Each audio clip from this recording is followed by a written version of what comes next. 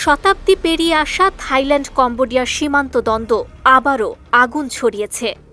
২৪ জুলাইয়ের প্রাণঘাতী সংঘর্ষ শুধু দুটি দেশের নয়, গোটা দক্ষিণ পূর্ব এশিয়ার স্থিতিশীলতাকেই প্রশ্নের মুখে ফেলেছে।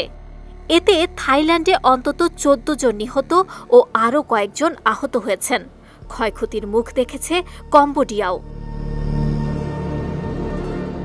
কিন্তু এই উত্তেজনার আগুনে যখন বারুদের গন্ধ স্পষ্ট, তখন জনমনে ঘুরপাক খাচ্ছে একটাই প্রশ্ন: যদি এই সীমান্ত সংঘাত প্রকৃত যুদ্ধের রূপ নেয়, তাহলে প্রতিরক্ষার পাল্লায় আসলে কার ওজন বেশি?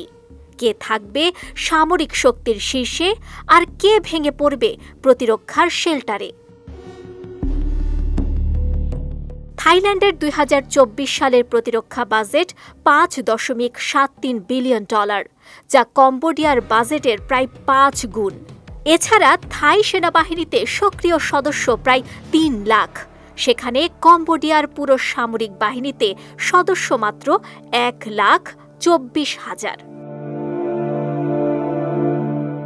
এছাড়া ব্যালেন্স আরও স্পষ্ট হয় দুই দেশের অস্ত্র ভাণ্ডার দেখলেই।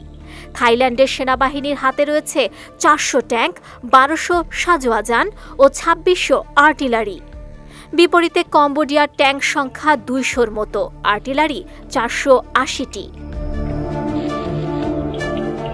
বিমান বাহিনী নৌবাহিনীর দিক থেকেও কম্বোডিয়া বেশ পিছিয়ে। দেশটির কাছে কোনো যুদ্ধ বিমান নেই, কেবলমাত্র ১৬টি হেলিকপ্টার ও ছোট উড়োজাহাজ রয়েছে।